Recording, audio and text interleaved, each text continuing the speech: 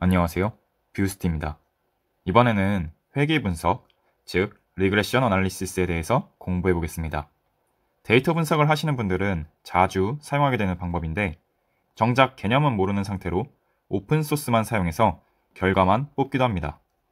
또는 머신러닝, 딥러닝을 처음 접하시는 분들이 로지스틱 리그레션을 공부할 때 리그레션이 무엇인지 명확히 알고 싶어 하기 때문에 이 영상을 제작하였습니다.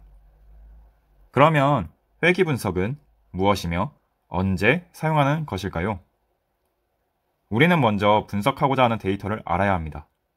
즉, 이미 알고 있는 표본 데이터를 사용하여 모집단의 분포를 추정하는 것이 목적입니다. 그 방법으로 회귀 분석을 사용한다는 것입니다. 따라서 우리가 사용하고자 하는 표본 데이터의 특징을 먼저 파악해야 합니다. 그리고 회귀 분석에 적합하다면 선형 회귀가 효율적일지 또는 비선형 회귀식이 효율적인지 고민해야 합니다. 그 후 회귀 분석이 적합하다고 생각되면 우리가 고등학생 때 배운 함수라는 녀석, 즉 y는 fx 형태의 함수를 사용하는 회귀식을 설정합니다. 그렇게 설정된 y는 fx는 입력 x를 어떤 f라는 함수에 넣었을 때 결과로서 y가 나온다는 것을 알려주는 것입니다. 예를 들면 왼쪽 하단에 정거장 수에 따른 소요시간 데이터가 있습니다. 우리는 이 데이터를 통해서 전체 데이터의 형태를 설명하고자 하는 것이 목적이고 회귀 분석이 적합하다고 판단하였습니다. 그렇기에 회귀 분석식 y는 fx를 세우고 데이터를 넣어본 결과 y는 ex라는 함수를 얻게 되는데 이 과정을 회귀 분석이라고 할 수 있습니다.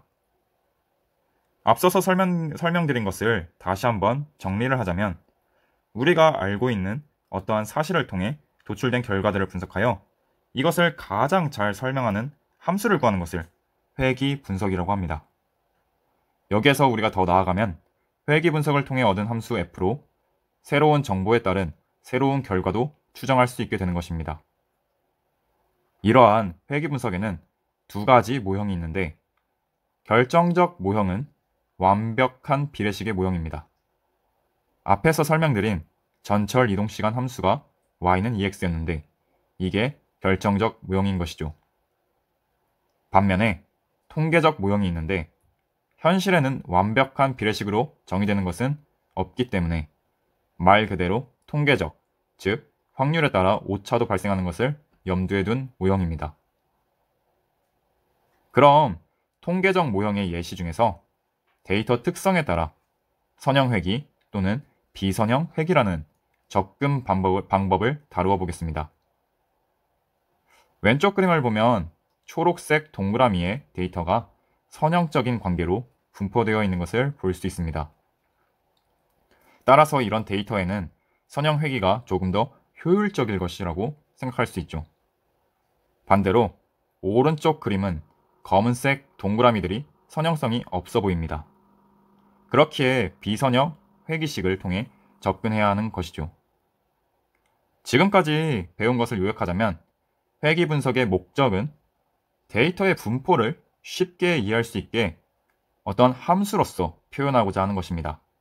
그 과정으로 먼저 선형 회귀식을 추정하는 것이고 추정된 함수를 이용해서 추가적으로 새로운 데이터의 분포도 예측할 수 있게 되는 것입니다. 지금까지 회귀 분석의 목적과 분석 방법에 대해 알아보았습니다.